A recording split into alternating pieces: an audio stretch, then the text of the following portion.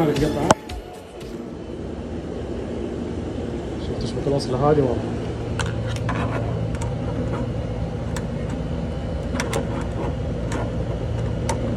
كذا شبكته صح؟